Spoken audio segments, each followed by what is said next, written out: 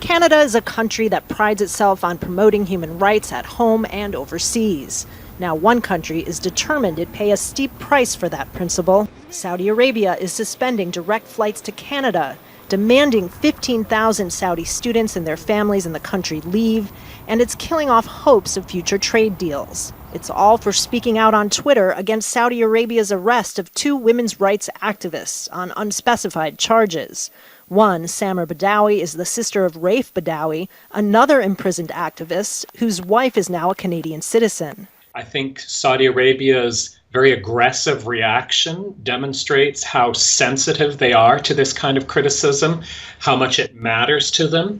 And so this really should be viewed by other governments as an important opening and opportunity to build that pressure.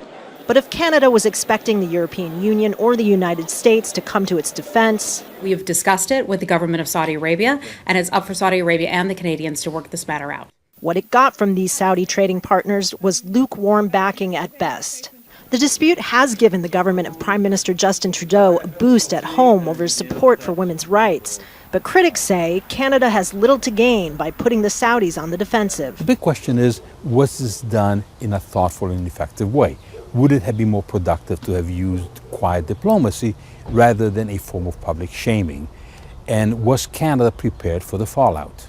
Trade between the two countries amounts to about $4 billion a year, much of it coming from the sale of Canadian armored vehicles.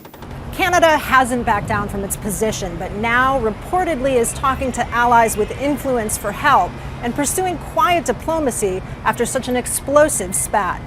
Kristen Salumi, Al Jazeera, Toronto.